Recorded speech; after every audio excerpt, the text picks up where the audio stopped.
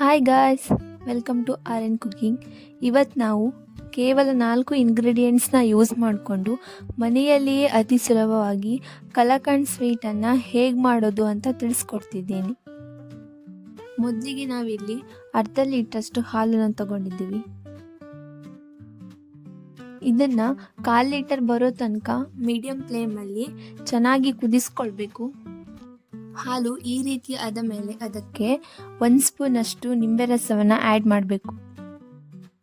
Continuous ಆಗಿ ಕೈ ಆಡಿಸ್ತಾನೆ ಇರಬೇಕು.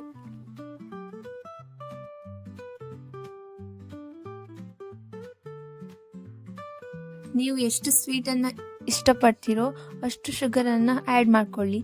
ನಾನು ಇಲ್ಲಿ 1 ಕಪ್ಪಷ್ಟು ಶುಗರನ್ನು ತಗೊಂಡಿದ್ದೀನಿ.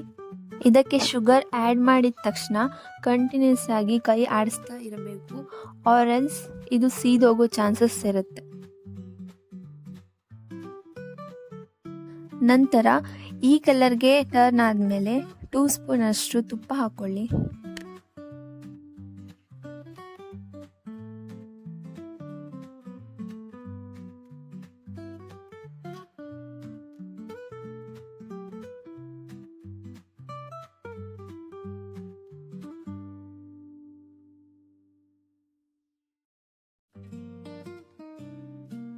ಹಾಲು ಈ ಹದಕ್ಕೆ ಬಂದಮೇಲೆ ಒಂದು ಬೌಲಿಗೆ ಟ್ರಾನ್ಸ್ಫರ್ ಮಾಡಿಟ್ಕೊಳ್ಬೇಕು.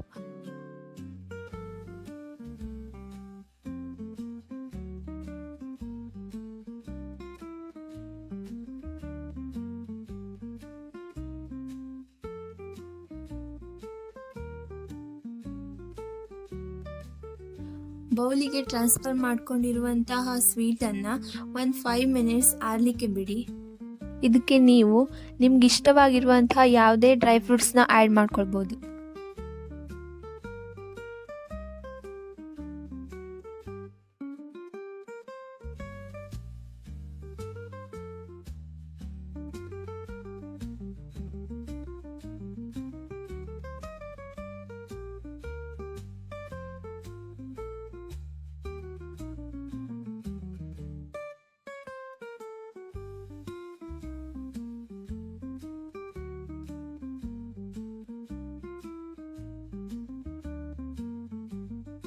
ನಿಮಗೆ ಸ್ವೀಟ್ ಯಾವ ಶೇಪಲ್ಲಿ ಬೇಕು ಆ ಶೇಪಲ್ಲಿ ಕಟ್ ಮಾಡಿಕೊಂಡು ಸರ್ವ್ ಮಾಡ್ಬೋದು.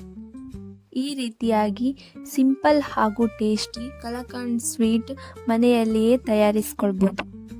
ನಿಮಗೆ ಈ ವಿಡಿಯೋ ಇಷ್ಟದಲ್ಲಿ ಲೈಕ್, ಶೇರ್, ಕಮೆಂಟ್ ಮಾಡಿ ಹಾಗೂ ಸಬ್ಸ್ಕ್ರೈಬ್ ಮಾಡಿ. Thank you for watching.